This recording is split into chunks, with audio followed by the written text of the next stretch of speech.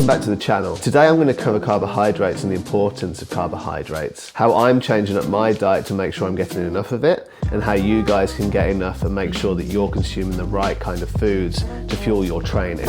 I mentioned last week that I spoke to a dietitian. I took a blood test and the results that came back from that blood test was that my vitamin D was very low, and after having a further conversation with the dietitian, it was apparent that my carb intake was far too low for the exercise that I was doing. So before we go too much further, I'm going to give you a quick recap as to where I'm at, what I'm doing. In April, I am running the Brighton Marathon. I've spent the last couple of months training in prep for it. I was hitting a really good momentum with training, strength was building, and I got hit with a virus at the beginning of February. That virus put me out for 2 weeks. I then started to feel a bit better and started to get back into training last week. I did 2 strength sessions, 1 recovery run and 1 recovery bike session, and then Friday just gone, I started feeling the symptoms again, started feeling well again. Friday, Saturday, Sunday, I spent all in bed, and we are now in week 2. And I'm still in that recovery phase where I'm feeling a lot better, but I haven't started doing any training yet. I'm a bit reluctant to start doing any more training until I know my nervous system is sort of managed with what has happened over the last month. At this point, I'm protecting myself. I don't want to be out any longer than I need to be. And now I need to start thinking about what my true goals are going to be for the Brighton Marathon. This is why I've been working really hard to find other ways that I can best prepare for this marathon prep that doesn't involve just training. This is where this information from the dietitian, Renee McGregor, has come into its own. So after talking, we discovered that I probably consumed about 320 grams of carbs a day, and that's if we're being really kind. For the kind of training that I do, which is medium to high intensity, 2 to 3 hours a day, most days of the week, I should be trying to consume between 5 and 7 grams of carbs per kilo of body weight. I weigh about 80 kilograms, which means on the lower end of what I should be consuming, I should be eating about 400 grams of carbs throughout the day. And if I'm really serious about fueling my performance, that really should creep up to more like 560 grams of carbs per day, maybe even higher. I really think that if I consume the right amount of carbohydrates, I'll be able to progress the way that I've been wanting to. And actually, because I've been ill like this, it's really forced me to reset and think about the things that I have control of and the things that I can change to help better prepare for when I come back to training and make sure that I can hit the ground running again.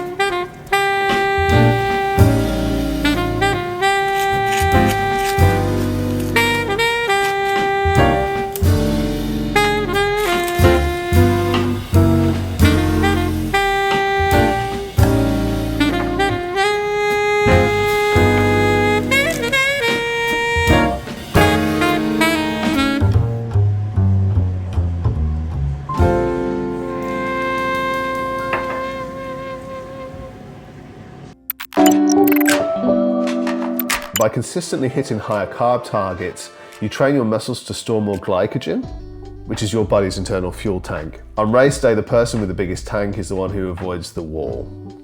So by hitting higher carb targets, you're training your muscles to have more glycogen stores. This is essentially your body's fuel tank. The importance of this is your brain also runs off of glucose.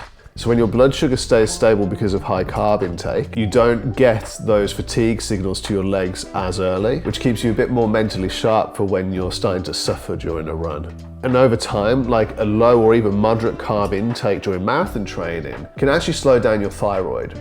Upping your carbs keeps your metabolism hot, ensuring your body is burning fuel efficiently rather than trying to save it. This is a big one. If you eat enough carbs, your body uses them for energy and leaves the protein you eat to do its actual job, repairing muscles.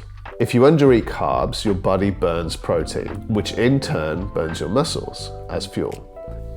So it's Thursday now, and I've had a pretty good day because I've actually managed to get to the gym, which doesn't sound like a big deal, but as you guys know now, I've been in a hole of illness, and just getting out and moving has felt so good. I kept it really light. I did a bit of squatting, I did some cyclist squats, a bit of bench and some upper body work as well. Mostly just got moving and got out of the house as well, which just felt so nice just to get out of the house and do something. See some of the people that I know there, just felt really good. So I got moving, which is great because now I feel like I'm on that trajectory of getting my nervous system back into shape, getting my body used to moving again, getting my body used to what it is to just do normal things again.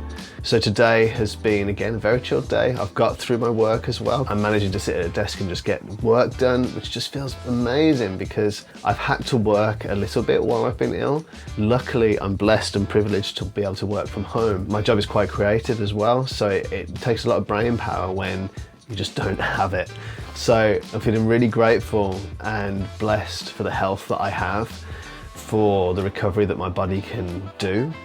And I'm now really looking forward to my first week of true recovery mode where I'm going to keep it light. I'm going to run a bit. I'm going to do a bit of strength training. Tomorrow we're driving to Wales to see my parents.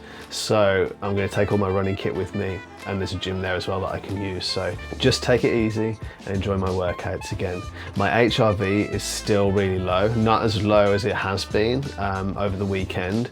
In fact, all of my data on my Garmin was absolutely tanked, and if you're into that kind of stuff, I'll overlay some of the info in this video. And like my body heat was up, my resting heart rate was high, and my HRV is absolutely shot. It's still really low today, but I think that's mostly because of the average. I actually think my HRV might be relatively decent. Like, my watch is telling me I'm strained at the moment, but I think that's a repercussion of such a low HRV at the beginning of the week. It feels like we're moving on from this, and I'm so excited about it. I'm so excited to action this new version of my diet where I start incorporating more carbs. I want to see what that does to my body. I'm excited about that. This is such a new journey for me, so I'm really keen to know what you guys eat while you're training, and just eat in general. Like, what is your ratio of protein to carbs? What do you care about consuming? What do you not care so much about? Are you into the fashion of protein, where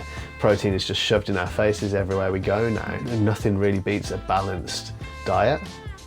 And when you're doing specific training for something, especially endurance events and running, I think overlooking carbohydrates is a big old mistake. And I think a lot of people do it, including myself.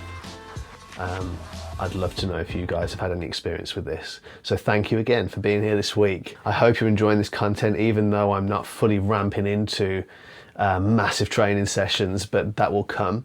I hope you're still getting great information that I'm passing on. If you enjoyed this video, give it a like, subscribe to the channel if you haven't already, and I'd love to see you come back for more. Have a great weekend. Enjoy whatever you're doing, whether it's training, recovering, or just chilling because you can. I'll see you next week.